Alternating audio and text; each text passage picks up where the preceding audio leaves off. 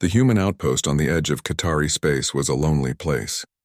It sat under a pale orange sky, a collection of dusty white buildings that hummed and whirred against the quiet of the alien world. The air often carried the sharp smell of the desert and the distant deep roars of the Qatari, the planet's true masters. Inside one of these buildings, a man named Jin stared at a screen. The words "Project Denied" glowed in red. He sighed and put the device down. Jin was a cultural researcher. His job was to find ways for humans and Qatari to understand each other. But it was not going well. The Qatari were a species of great predators. They looked like large, powerful panthers, but they stood on two legs and had intelligent, sharp eyes. They valued strength above all else. To them, hunting and fighting were the only things that mattered. They saw humans who used machines and talked a lot as soft and weak. Jin's ideas for sharing music or stories were always rejected. The door slid open with a quiet hiss. Sumin walked in. She was a xenobiologist, someone who studied alien life. Her face was excited but also a little worried. "Jin, you have to see the juvenile Qatari," she said. "I was watching their play fighting today. It's incredible. It's all about sneaking up, working together, and controlling space." Jin nodded slowly. "That's just instinct for them. It's practice for the real hunt. Their adults don't care about play. They only care about who is the strongest." He looked around his messy desk. His eyes fell on an old portable gaming console from Earth. It was a personal thing, something he brought to relax. It was filled with old battle games. These were not simple games. They were complex. They were about building armies, gathering resources, and outsmarting an enemy. They were about strategy. A new idea began to form in Jin's mind.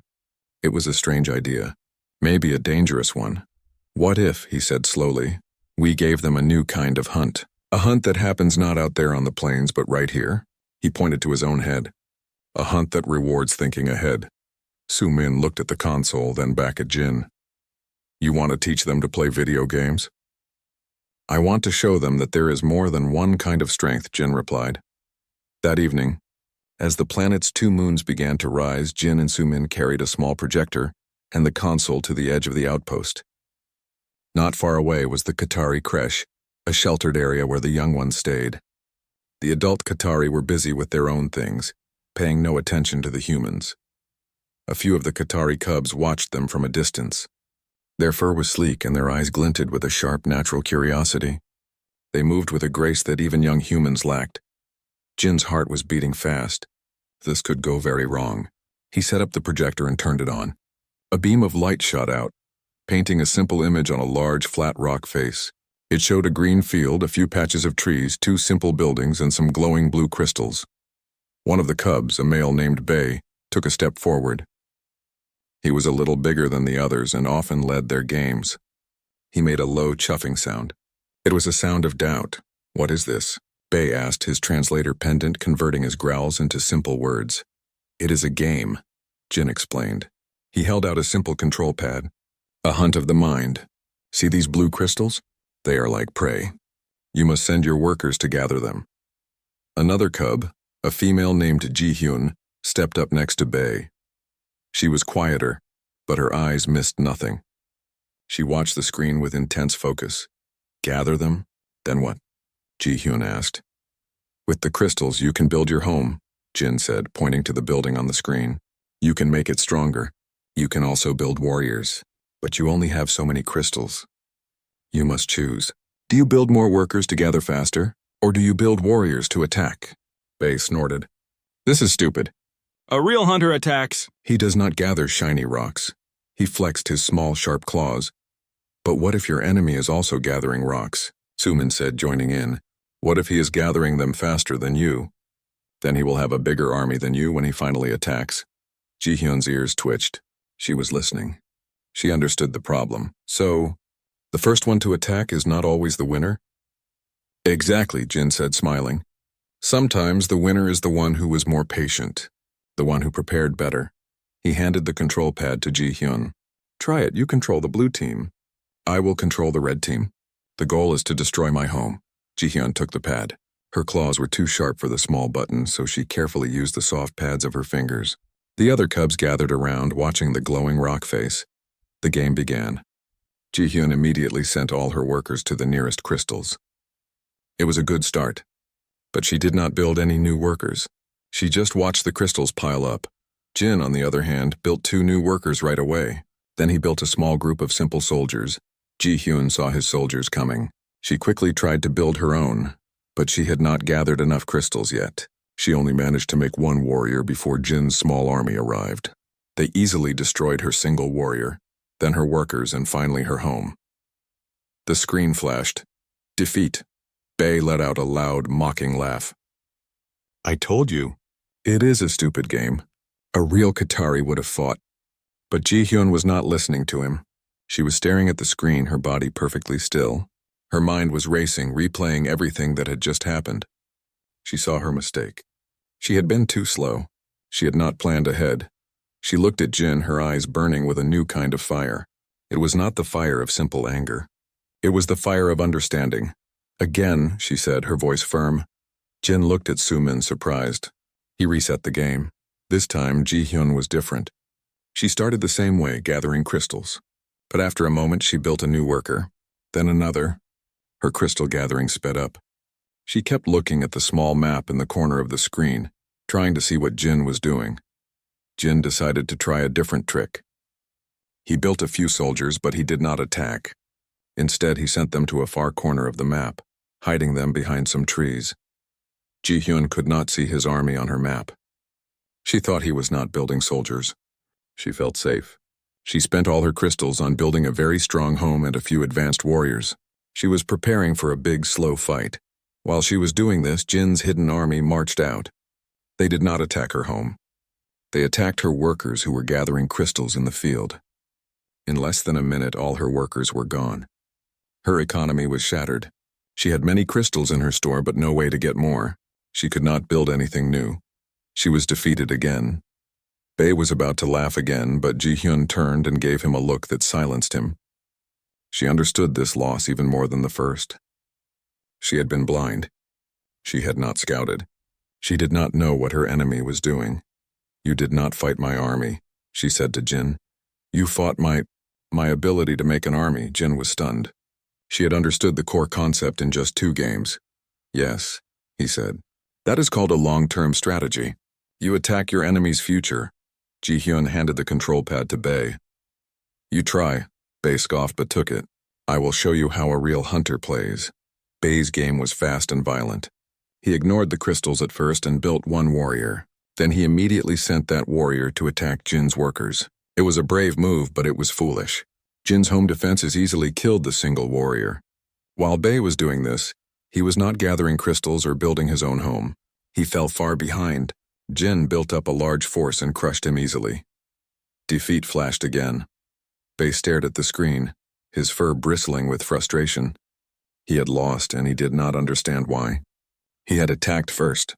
He had been brave. That was how you won.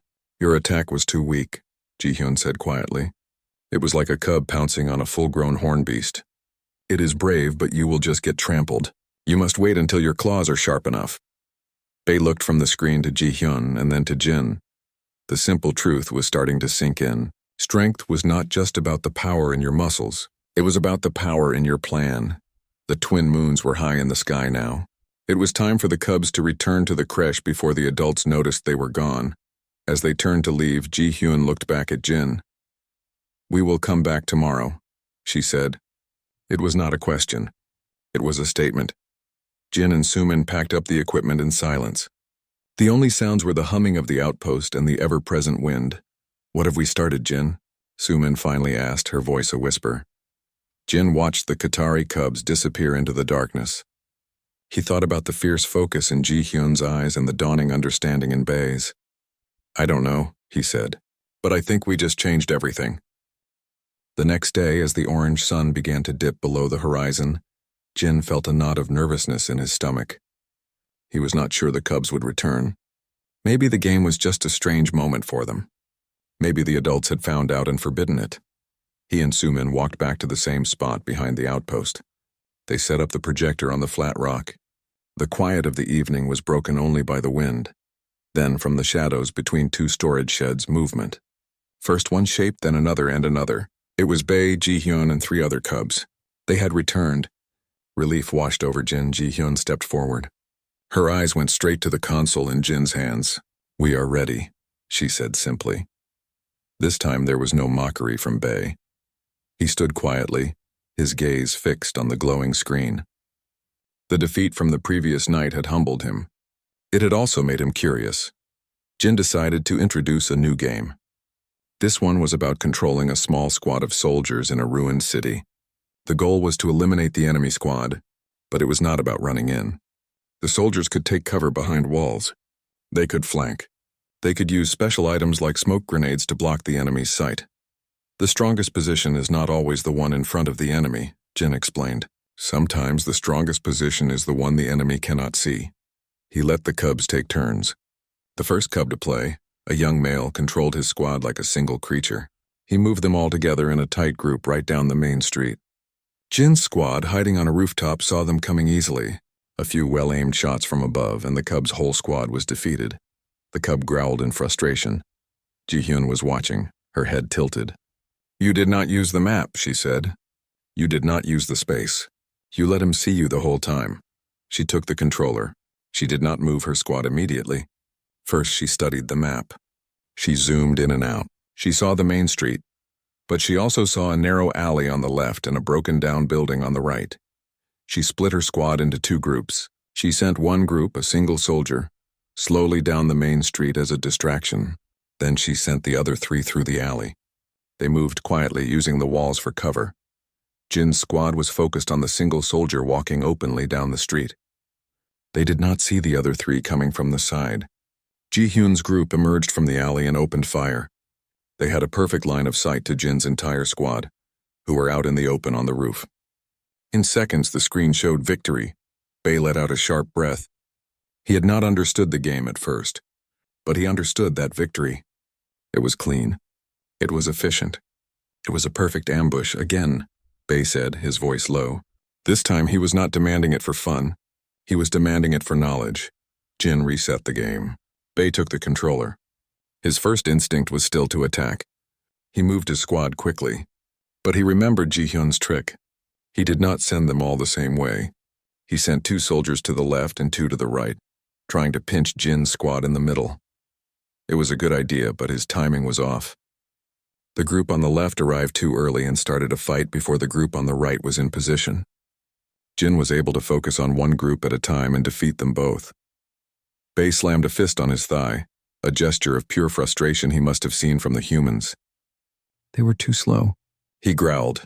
"No," Ji-hyun said, pointing at the screen. "You were too fast. You did not wait for them to be ready. You must move like a pack hunting a swift runner. Everyone must be in their place before the chase begins." Bei grumbled, but he nodded. He saw his mistake. It was not about speed. It was about coordination. Sumin watched all of this with her datapad, recording their brain patterns. "Jin, look at this," she whispered, showing him the screen. When they are playing, the parts of their brain linked to instinct and aggression are calm. The parts linked to problem-solving and future planning are lighting up like a city. They are consciously suppressing their natural impulses. Week after week, the secret lessons continued. The patch of ground behind the outpost became their classroom. The cubs' language began to change.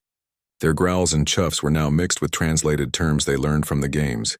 "Flank that position," Bei would say, his claws twitching. "Check the high ground for a sniper," Ji-hyun would command calmly. They stopped seeing the games as silly human tricks. They started seeing them as complex hunting simulations. The resource nodes were grazing herds to be controlled. The enemy units were rival predators.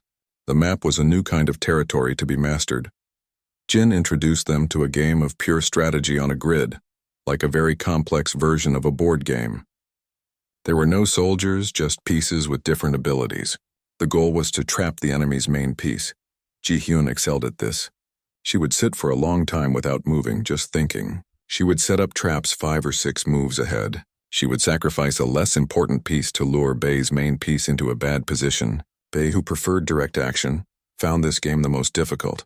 "Why would you let me capture your piece?" he asked, confused after she had done just that. "Because now your leader is in the open," she explained, moving her own piece to a square that threatened his. "You took the bait and now you are exposed, checkmate." Bei stared at the board. He had been so focused on the small victory of capturing her piece that he had missed the larger danger. He had lost the whole game because of it. The lesson was profound. Sometimes a small loss was necessary for a big win. The Cubs did not just learn from the games. They learned from each other. Ji-hyun learned to be a little more decisive from watching Bae. Bae learned to be a little more patient from watching Ji-hyun. They became a team. Their in-game commands became a series of quick, quiet clicks and gestures. They barely needed to speak. One evening, they played a game against Jin and Sumin together. It was a 2-versus-2 battle. Jin and Sumin were experienced gamers. They had a good plan.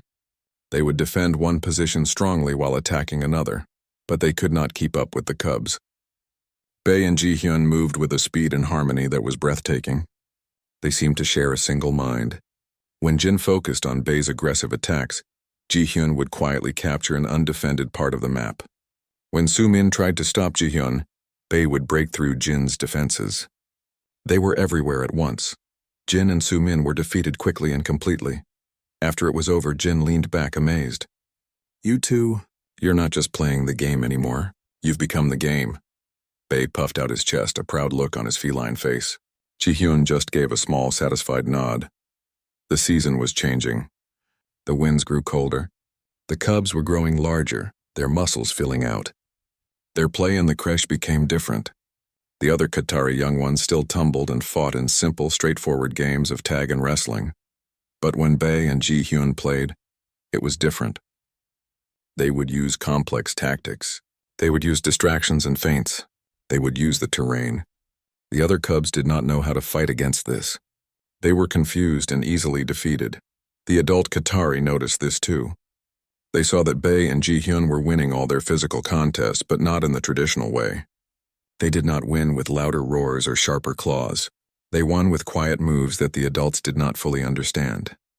The adults would grumble and call it strange luck. The day of the Great Hunt ceremony was getting close. This was the most important day for the young Qatari. It was when they would be tested by the elders to see if they were ready to be considered young adults. Bae and Ji-hyun knew this. The games behind the human outpost took on a new seriousness. It was no longer just for fun. It was training for a real test. One night after a long session, Ji-hyun looked at Jin. "The Great Hunt is tomorrow," she said. "The test is a fight. A physical fight. They will test our strength." Jin felt a chill. He had given them knowledge, but could it protect them from pure physical power? Bae showed his teeth in a confident grin. "Let them test our strength. They do not know that our greatest strength is now here." He tapped a claw against his own temple. The Cubs left, disappearing into the dark. Jin and Sumin were left alone with the humming console. "Sumin," Jin said quietly, "what happens tomorrow?" Sumin looked toward the Qatari settlement. "Tomorrow we find out if a new idea can survive an old tradition." The day of the Great Hunt was bright and clear. The air in the Qatari settlement was thick with energy and noise. Adult Qatari, massive and covered in the scars of countless hunts, gathered in a wide, dusty clearing. Their deep roars and growls filled the air. It was a sound of power and tradition. Jin and Sumin stood at the edge of the clearing with Commander Park. They were the only humans there. They had been allowed to watch, but they were clearly outsiders. The Qatari looked at them with dismissive glances. The humans were soft. They did not belong here. In the center of the clearing, the juvenile Qatari stood in a line. They looked small next to the adults. Bae and Ji-hyun were among them. Bae stood tall, trying to look confident. Ji-hyun was calm and still, her eyes watching everything. The leader of the adults, a huge Qatari named Gore, stepped forward. His fur was dark and matted with old wounds. His voice was a low rumble that made the ground seem to vibrate. "Today you prove your worth," Gore roared. "You show that you have the strength to hunt. The strength to be Qatari. The strong will be honored. The weak will be left behind." The test was simple. It was a series of fights. The young ones would be paired against each other to show their skill, their speed, and most of all, their power. The first few fights were what Jin expected. They were brutal, fast brawls. The Cubs charged at each other, claws flashing, teeth snapping. They pushed and wrestled until one was pinned to the ground or forced to yield. The adults watching roared their approval for the biggest and the strongest. Then it was Bae's turn. His opponent was a male named Daiho. Daeho was bigger than Bae with broader shoulders. He looked confident. The fight began. Daeho let out a loud roar and charged straight at Bae. Just like in the traditional fights, it was a direct attack meant to overwhelm with force. The old Bae would have roared back and charged to meet him. That was the way of their people. But the new Bae did something different. He did not stand his ground. At the last second, he sidestepped. It was a quick, smooth movement. Daeho rushed past him, his charge hitting empty air. He stumbled, confused. He was not used to an enemy who moved away. He turned around, anger in his eyes, and charged again. Again, Bae moved. He did not run away. He just shifted his position, making Daeho waste his energy. The big cub was getting frustrated. His attacks were wild and clumsy. Bae waited. He watched.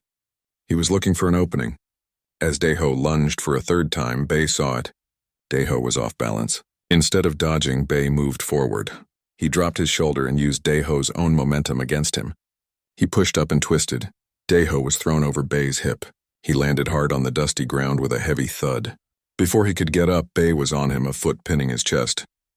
Not with great force, but with precise control. The fight was over. The clearing fell silent for a moment. Then a few uncertain rumbles came from the adults. It was a win, but it was a strange win. Bae had not won by being stronger. He had won by being smarter. He had used his opponent's strength as a weapon. Gore's eyes narrowed. He did not look pleased. He just grunted and called the next pair. Soon it was Ji-hyun's turn. Her opponent was a female named Mi-cha. Mi-cha was fast and aggressive. She circled Ji-hyun, her claws extended. Mi-cha attacked first with a quick swipe of her claws. Ji-hyun blocked it, but the force of the blow made her step back. Mi-cha pressed her advantage, attacking again and again. Ji-hyun was on the defensive, blocking and moving. She seemed to be losing. The adults nodded. This was more like it. This was a proper show of force. But Jin, watching closely, saw something else. He saw that Ji-hyun was not just blocking randomly. Each block was careful. Each step back was deliberate. She was letting Mi-cha wear herself out. She was studying her patterns. Mi-cha, thinking she was winning, grew overconfident. She launched a powerful, leaping attack, putting all her strength into one final blow. It was exactly what Ji-hyun was waiting for. Ji-hyun didn't try to block the powerful attack. Instead, she dropped completely to the ground. Mi-cha flew over her, surprised. As Mi-cha sailed past, Ji-hyun kicked out her leg, tripping her. Mi-cha crashed to the ground, her attack wasted. She was stunned for a second. That was all Ji-hyun needed. She was up in a flash and placed her hand on Mi-cha's back. "Yield," Ji-hyun said calmly. Mi-cha, panting and defeated, nodded. The silence this time was deeper. The adults were confused. Ji-hyun had won without landing a single attacking blow. She had used her enemy's attack to defeat her. It was like she had not fought Mi-cha at all, but had guided her into defeat. Gore stepped forward again. His face was dark with displeasure. The crowd of adults was rumbling, their voices a mix of confusion and anger. "This is not our way," Gore boomed, pointing a thick claw at Bae and Ji-hyun. "These tricks. This is not strength. This is cowardice." He turned his angry gaze to the humans. You have done this. You have filled their heads with weak thoughts." Commander Park stood her ground. "They won their fights, Gore, fairly. They used their own skill." "Skill?" Gore spat the word. "There is no skill in running away. There is no skill in falling down. The strong stand and fight." Bae, his pride stung, stepped forward. "We did fight, we won. Is the goal not to win?" Gore growled, a deep, dangerous sound. "The goal is to win with honor. With strength. Your victories are empty. They are lies made by these soft skins." The tension was thick. The other adults moved closer, their support clearly with Gore. The traditional way was being challenged, and they did not like it. Ji-hyun looked from Gore's angry face to the worried faces of the humans. She saw that arguing about the past fights was useless. Gore would never accept it. He would declare them failures. All their learning would be for nothing. She knew she had to do something bold, something that could not be ignored. She walked forward until she stood directly in front of the massive Gore. She was so much smaller than him, but she did not look small. Her calmness made her seem larger. "Then let us have a true test," Ji-hyun said, her voice clear and sharp, cutting through the grumbles of the crowd. "A hunt that leaves no doubt." Gore looked down at her. "What test?" "You," Ji-hyun said, pointing at Gore. And your two best hunters." She then pointed to herself and Bei. "Against us." A wave of shock went through the clearing. It was an insane challenge. Gore was a seasoned warrior. He could break them in half, but Ji-hyun was not finished. "And we choose the battleground. We choose the trial of the ancients." Now the crowd erupted in loud roars of disbelief. The trial of the ancients was the most dangerous canyon network on this part of the planet. It was a maze of rocks and shadows where many strong hunters had been lost. It was a place of legend. For cubs to challenge adults there was unheard of. It was suicide. Gore stared at her, his anger mixed with a flicker of respect for her sheer audacity. He could not refuse such a public challenge without looking weak. His pride, the pride of all the adults, was on the line. He leaned down close, his hot breath washing over her. "You are foolish cubs. The canyon does not care about your tricks. You will be lost and we will find you easily." "Then you have nothing to fear," Ji-hyun replied, not backing down an inch. Gore straightened up and addressed the whole crowd. "The challenge is accepted. At dawn tomorrow we hunt in the trial of the ancients. We will show these cubs and their human friends what true Qatari strength means." He turned and stalked away, his hunters following him. The other adults began to disperse, talking excitedly among themselves. The other young Qatari looked at Bei and Ji-hyun with a mixture of fear and awe. Jin and Su-min rushed over. Commander Park looked grim. "What have you done?" Commander Park asked. "They will kill you out there." Ji-hyun looked at them, and for the first time a small, hard smile touched her face. It was not a smile of happiness, but of determination. "No," she said. "They are going into a canyon, but we are going into a game map, and it is a map we have already mastered." The night was long and quiet in the human outpost. Jin could not sleep. He stood by a window looking out at the dark shapes of the canyons in the distance. The trial of the ancients was a dangerous place. It was not a game. The rocks were real. The falls were real. Gore's claws were real. He thought about the cubs. He had given them knowledge, but had he sent them to their doom? In the Qatari creche there was no sleep either. Bei and Ji-hyun sat together, away from the others. The other cubs were afraid for them.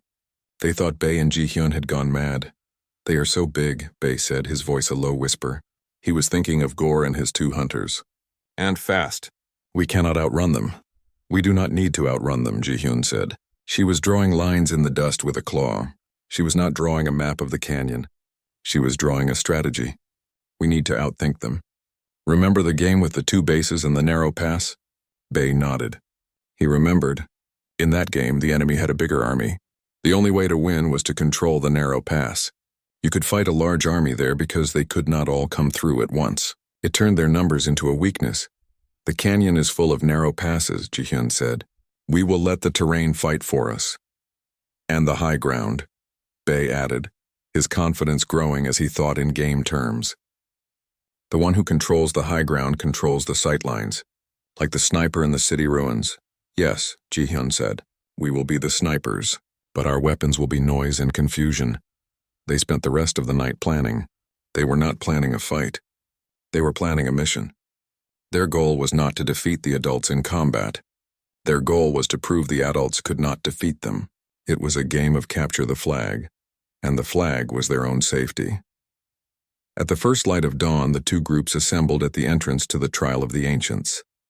The canyon mouth was a dark, jagged opening in the red rock. It looked like the mouth of a giant beast. Gore was there with his two hunters, a male and a female. They were huge, their muscles coiled and ready. They carried themselves with the easy confidence of proven warriors. Gore looked at the two cubs. "This is your last chance to admit your foolishness and yield," he growled. "The hunt has been called," Ji-hyun answered calmly. "We will see it through." The rules were simple. The cubs would have a short head start to run into the canyon and hide. Then the adults would enter and hunt them. The first side to corner and touch all members of the other side would win. A deep horn sound echoed. It was the signal. Bei and Ji-hyun did not run. They turned and walked quickly into the shadows of the canyon. They did not look back. Gore watched them go with a sneer. "They are already defeated." They walk like they are already lost. Inside the canyon, the world changed.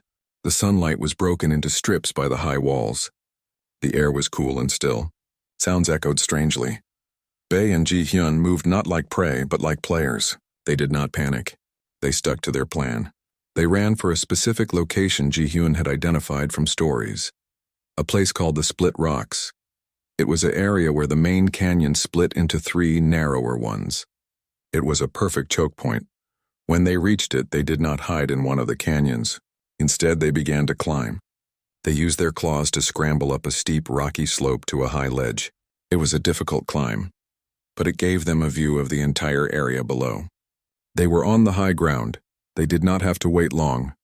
Soon they heard the heavy, confident footsteps of the adults entering the canyon below. Gore and his hunters stood at the entrance to the Split Rocks. They saw the 3 paths. They split up. One of the hunters, a female named Hana, said, "A stupid move. It makes them weaker." Gore sniffed the air. "I will take the left path. Hana, you take the right. Dae, take the center. We will flush them out." The adults, sure of their power, split their forces. From the ledge above, Bae and Ji-hyun watched them separate. This was exactly what they had hoped for. Ji-hyun pointed to Dae, who was walking into the center canyon. "He is alone. We focus on him first," Bae nodded. He picked up a loose rock the size of his fist. He did not throw it at Dae. He threw it far to the right into the canyon where Hana had gone. The rock clattered loudly against the stone walls. The sound echoed through the canyons. Dae in the center path heard it. He stopped. He thought the sound came from the right path. He thought Hana had found the cubs. He changed direction and started moving towards the right canyon to help her. He was now moving away from his assigned path, confused. At the same time, Ji-hyun made a soft chuffing sound, imitating the call of a young Qatari in distress. She aimed the sound down the left canyon where Gore was. Gore heard it. He stopped. His ears twitched. The sound was close. He was sure the cubs were hiding just ahead in his canyon. He growled and moved forward more quickly, his focus entirely on the path in front of him.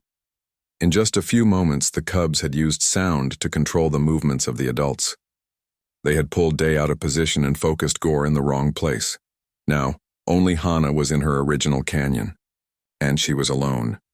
Bae and Ji-hyun moved silently along the high ledge until they were above Hana's path. They saw her below, moving carefully, her head swiveling. Ji-hyun pointed to a pile of unstable-looking stones on the edge of the ledge. She looked at Bae. It was a risk. But they had to make a statement. Together, they pushed. The rocks did not fall on Hana. That would have been too dangerous. Instead, they tumbled down the cliff face, crashing and bouncing, landing directly in front of her and blocking the path. Hana jumped back in surprise. She looked up, her eyes wide. She saw the 2 cubs looking down at her from the high ledge. They were not hiding. They were watching her. She was trapped. The path ahead was blocked by the rockfall. To get to the cubs, she would have to climb the steep wall. They were in a perfect defensive position. She could not touch them. She had been neutralized. Not by a fight, but by a simple, clever use of the environment. She let out a roar of frustration. It was the signal that she was out of the hunt. The sound of her roar echoed through the canyons. Gore and Dae heard it. They stopped. Their confusion turned to anger. One of them was already defeated. How? They both started moving back towards the entrance, towards the sound. From their high ledge, Bae and Ji-hyun saw them coming. Their plan was working. They had taken away the adults' numbers. Now it was 2 against 2. But the 2 were still Gore and Dae. They were still immensely powerful. The cubs looked at each other. It was time for the next phase. They scrambled down from their ledge using a different route the adults would not know. They disappeared back into the maze of rocks. The real game was just beginning. The frustration of the adult Qatari was now a physical thing, like a heat coming off the rocks. Gore and Dae met back at the Split Rocks. They saw Hana standing by the pile of fallen stones, her head lowered in shame. She had not even fought. She had been outsmarted by a rock slide. Gore let out a roar that shook dust from the canyon walls. Enough of these games. We hunt them down now. Together. Their careful search was over.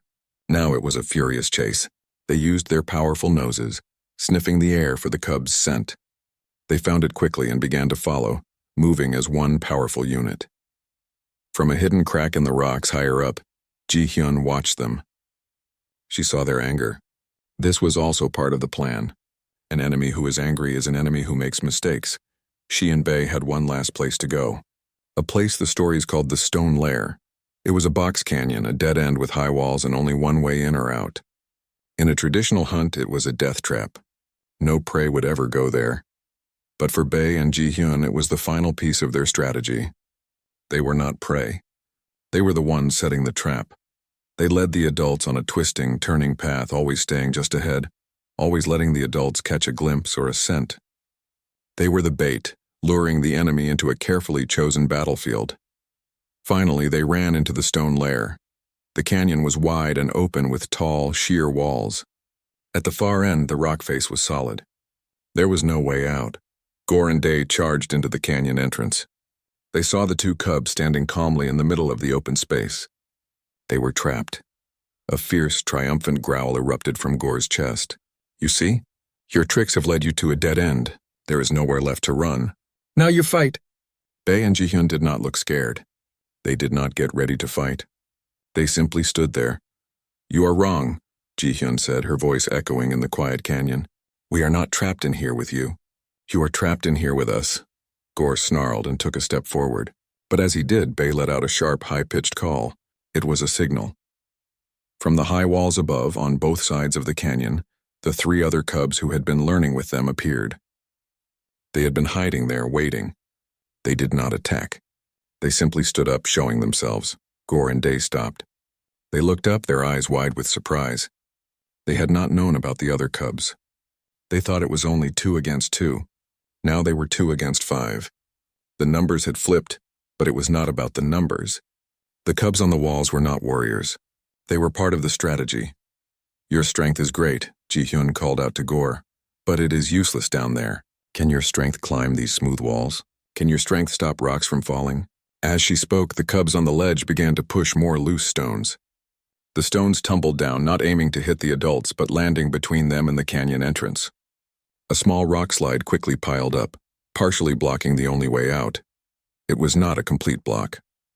Gore and Dae could still climb over it. But it was an obstacle. It would slow them down. The adults were not trapped in a cage. They were trapped in a situation. To get to Bae and Ji-hyun, they would have to cross the open ground. But if they did, the cubs on the walls could rain down rocks on them. If they tried to climb the walls to get to the other cubs, Bae and Ji-hyun on the ground would be free to escape over the rock pile. If they tried to leave, they would have to turn their backs and climb slowly, making them vulnerable. Every choice was a bad one. They were surrounded, outmaneuvered, and controlled. Gore stood perfectly still. His chest heaved with angry breaths. He looked at Dae, who looked back, confused and unsure. He looked at the cubs on the walls. He looked at the rock pile blocking the exit. He looked at Bae and Ji-hyun, who stood watching him, waiting for his next move. He had no next move. That was the moment he truly understood. This was not a fight he could win with his claws. This was a puzzle, and he had lost. The roar that came from him then was not of anger, but of something else. It was a sound of defeat, a sound of acceptance. He lowered his head, his great shoulders slumping.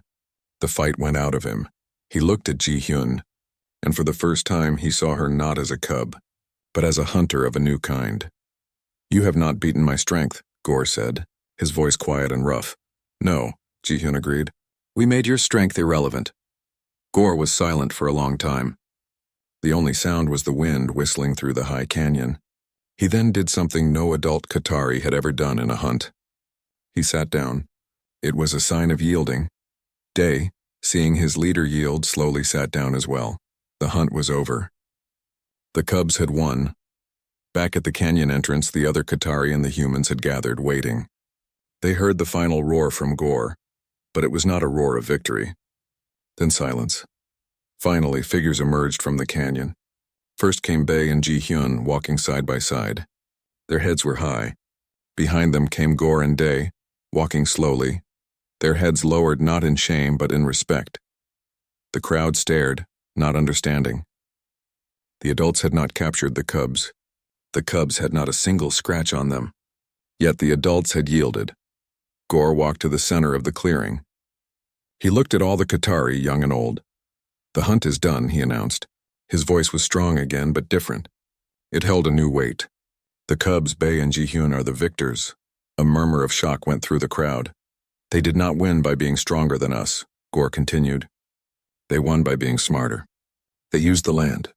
They used our own minds against us. They showed us a new kind of strength, a strength we did not understand. But it is a strength we must learn. He then turned to Jin and Sumin. He gave a slow, deep nod. The soft skins did not make our cubs weak. They gave them a new kind of claw. We were too blind to see it. From that day on, everything changed at the outpost. The Qatari no longer saw the humans as weak. They saw them as different, and in that difference lay a powerful secret. Jin was no longer ignored. The Qatari elders asked him to teach them about human battle games. They wanted to understand this new way of thinking. The young Qatari now split their time between physical training and learning strategy from Jin's simulations. Bei and Ji-hyun were no longer just cubs. They were respected as innovators, the first of a new generation. That evening, Jin and Sumin stood on the ridge watching the twin moons rise. The sounds from the Qatari settlement were not just roars of power anymore. They were mixed with the focused, quiet sounds of discussion and learning. "We didn't just change their games," Sumin said softly. Jin nodded, watching Bei and Ji-hyun explaining a game strategy to a group of fascinated adult Qatari. "No," he said. "We helped them see that the greatest weapon isn't the claw. It's the mind that guides it."